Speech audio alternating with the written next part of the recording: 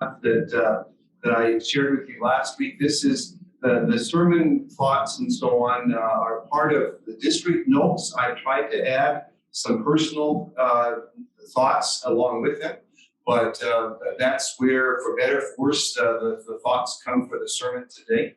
And the theme for today, as you can pick up from the scriptures that Kathy read and the little video clip already, is outcasts, being an outcast. And you think about that with COVID, what that's done to us, and then spiritually too. And that's the thought that we want to bring to each other today and from the Lord. The sermon thoughts are these. Momentum. Momentum is a funny thing. You see it in different things of life, but especially in sports. You see it if you're a sports fan of any kind.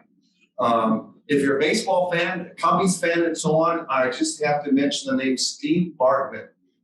And that would bring up some memories. Have I lost all of you? Anybody remember Steve? Don't catch it. Leave it alone. But that just changed everything, right? The Cubbies eventually did win a World Series for the next 150 years.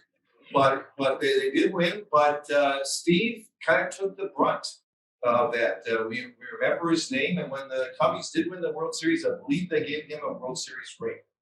Not that changed much, right?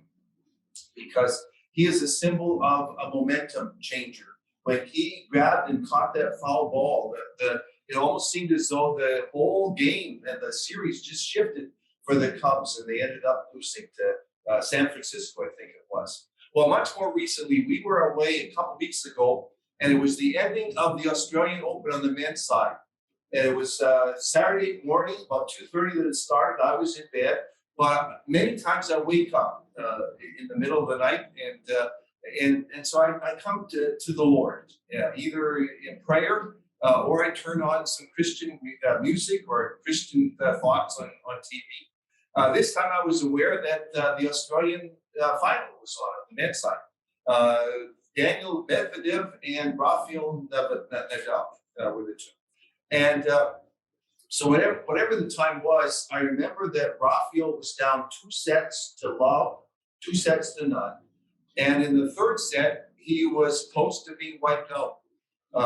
One of the commentators, John McEnroe, remember John McEnroe, the anger management, and so on. He just said, Rafael just doesn't have it today, and I think it's pretty much curtains out, and that was it. And something happened. I don't know what happened to this day, but all of a sudden he fist pumps, and ended up winning that set. And I went back to bed because I just knew that he was going to do it. I just knew in my heart. And when I woke up then the next day, that's what happened, and it didn't surprise me one little bit. Momentum shifted. How can you be on your last rope and things turn on that? I mean, down 2 sets, it's only 3. You're down 2 sets, and in that third set, you're not doing much. And to come back, it's one of those things. B gave to me a picture some years ago. It's called The Touch of the Master's Hand. I don't know if you've ever seen that or know the story. It's the story of an auctioneer auctioning off an old violin. And he starts out at $100 and nobody buys. Nobody offers anything. So he says, do I hear 70, 50? How about 10? Still no answer. How about 5? The hand was up. Well, what could it was for $5? So that's it. So the auctioneer, he's ready to say going once. And then an old man in the back of the room, he comes forward, he takes the old violin, he begins to tune it, and then to play the most sweet music you've ever heard. As he plays, he looks at everybody, and then he puts the violin back down, and he goes back to where he was seated. The auctioneer looks at everybody, he says, do I hear 500? Who'll give me 1,000? Who'll make it 2? And the meaning of that is every one of us is like that old violin. Sometimes we're down to our last note, our last breath, until God, the Master, takes us into his hands, and we have a new lease on life. So it happened to the woman that one day when she went to the well, not knowing who she would meet there. Really, it was two outcasts meeting one another. Only one was defensive. The other one was very accepting that they were both outcasts. Do you know that we're all inferior? Not one of us is better than another person. We only think we are. I don't remember the exact time, but early in our lives, he and I heard a teacher who said, that there are two ways to deal with the reality that everybody is inferior. No matter what good things you have, you don't have them all. There's something that you're not good at. If you're an expert artist, maybe you're not so good at music. If you're excellent at music, well, you're not so good in writing. Whatever that it is, God gave us gifts, but he withheld some things so that we wouldn't get a big head. But to deal with that, we like to put on airs, those of us that don't deal with it the right way, that we're better than others. And this teacher said, whenever you meet somebody like that, what it's really saying is on the inside, they're just the opposite. They're coming across that they're better than you, but on the inside, they feel that they're not as good as you. The way that you diffuse that is by accepting them and loving them just as they are. Sometimes it works, sometimes it doesn't, but there's no other way. And so as I think about that, with that woman that came to the well, she was defensive with Jesus. You see, she was outcast, and that was her way of dealing with it. She was outcast in many ways. One was racially. That now I know that that's a hard one to understand. In the video clip, she didn't look so different than Jesus. The Samaritans were half Jewish and half Gentile. Our grandchildren on our older son's side are the same. They are biracial, Korean and American, Canadian, whatever else, Caucasian, I guess, right? To sum it up.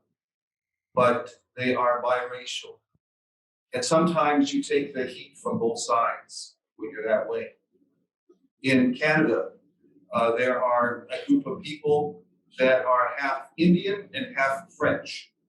They call in the French word métis, which means half-breed. And in all the struggles of Canadian independence, they always lost out because they were the natives and they were the white, and they were neither. So nobody thought of them. And you can become very bitter. It's a funny type of thing when you're biracial. If you don't fit in anywhere, nobody likes you anywhere. And so that woman, because of her race, she was defensive. And she knew what it meant to be an outcast. Not only racially, because she was a Samaritan, but her gender. She was a woman. And maybe it's always that way, for women, that you feel put down, especially in Jesus' culture. That's the way that it was. Women were meant to be separate. You didn't visit with them, and they were lesser. That was the thought. And so it comes out in the clip. She says, "You speaking to me, a Samaritan woman?" She said it both ways. Those were the things that made her lesser than him. But the real key that is so sudden, so hidden, that's the word I want, hidden. Racially, sometimes you can see it, sometimes you can't. But we're all different, even there in our backgrounds. In Chicago, the early days, it was the Irish, and the other groups, right? They're both white, but you fight for turf and so on.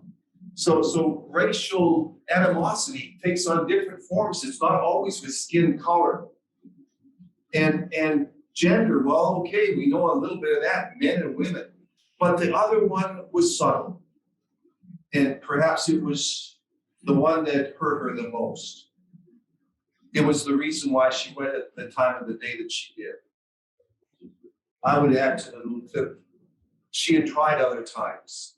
She'd go in the morning, in the evening, when everybody else went. You know how women can be. They made it very clear she was excluded. You don't visit with her. You give catty remarks. You talk about your husband, how successful he is. You know the things that can be said. And so she wasn't going to put up with that. She had her pride. It came out in the clip with Jesus. I've made wrong choices. I am not so smart in my love life. But I'm okay in other things. I cook pretty good. I can manage my house. You're not going to put me down. And so she continues to do the duties that a woman is supposed to do, only she does them at her own time. So she doesn't have to be hurt all the time. Isn't that one of the things that our culture is dealing with today? The whole thought of hurt. I heard a little devotion on the Christian radio station that I listened to in my travels. And this person was just saying, it's odd how we deal with suffering. You know, suffering goes on with everybody, but how we deal with it is so different. And for Christians, we give it to God in that we don't know why we suffer, but we know that when we give it to Him, He gives us a reason or a cause or healing. When we give it to God, He's with us in our suffering. The way of the world is we deny it or we cover it up superficially. That's what the woman tried to do. That she was defensive of Jesus. And, you know, and so we're either denying or we're very defensive. Another way is we resort to drugs of some sort. And alcohol isn't enough for our society today. And now we want to legalize all sorts of drugs, right? As if we don't have enough problems with alcohol. And we aren't even aware, you know, we don't really decipher the statistics, you know, that we have the most suicide of any kind. So we're solving our problems, aren't we? But nobody has the truth to say that. And so with that woman too, except she met Jesus who told her the way that it is about herself as well as about Him. The notes say today to just share some thoughts with your people. You know, social media has promoted FOMO or FOBLA. FOMO, F-O-M-O, is the fear of missing out. And FOBLA is the fear of being left out. And we do both on social media. We try to do that. Cancel culture has worked such a thing where the best way to avoid being left out yourself is to make somebody else feel left out first. You don't want to be killed, so you kill others first. And then woe betide you if you ever one time slip up and forget to say something yourself that you stand for. Everybody's ready to pounce on you. And you know what it's like yourself to be left out. But that's our society today. Being an outcast happens so quick, doesn't it? That your head spins around. What happened? And so that's the way that we think today. The worst fear, it's the title of the sermon today, is like with that woman, is not only you can be part of a rejected group, but you are the rejected of one of that rejected group. Think about that. That woman was not only a Samaritan, a rejected group, but she was rejected by the other Samaritans. How low can it go? Until you experience it in some way in our cancel culture today. Jesus came to her, and his whole idea is not that you kill others first, but you accept them. And it doesn't mean that you don't know all their faults. That, however, came to be. Just with each one of us, Jesus comes to us in that way. He knows you. He knows not only what you've done, but your thoughts, right? And he exposes them. So you know it. So he knows what you've been up to. And the other part of it is as much as he knows about you, his purpose in coming to you is not that you would be killed, but that you would be saved from your sins. It's an interesting thing. You know, I brought a water bottle with me. I should have brought one of those water jugs, you know, for the sermon illustration, but it's a little water mug that Erin, my daughter-in-law, gave to me as a gift. It's on the back. It says Kingdom Workers, so she wanted me to have it as a sign of the calling God's given to me, as well as to put some water in. And it's interesting, when the woman came to the well, she was defensive, and she was an outcast. And when she came to get her water, Jesus told her not only about her sins, but about himself as being the one who accepted her. And the notes say it's an interesting and amusing thing. And the video clip said the same thing too, even for the other people pointing it out to her, is she left without her water jugs. That's why she came there. So she thought. So for each one of us, we come with our hurt or our needs, need for healing, need with my family, certain ones, my grandchildren even. Sometimes they're not accepted by their friends. Whatever our hurts are, when we come to Jesus, it's like we're coming for water, but he gives us the living water. And then all those other things, you know, they take their proper place. The Lord helps us with them, but we don't need them anymore, because he is the one that makes us not an outcast, but accepted in God's kingdom, and that's all that really matters. May the Lord so bless each one of us as we live in such a tough world. And if you don't know it, somebody that loves you knows it. So may you be that source of acceptance to them, not only of yourself, but especially to share it in Jesus' name with them. Lord, so bless each one of us. In Jesus' name. Amen. Kathy, you have our prayers.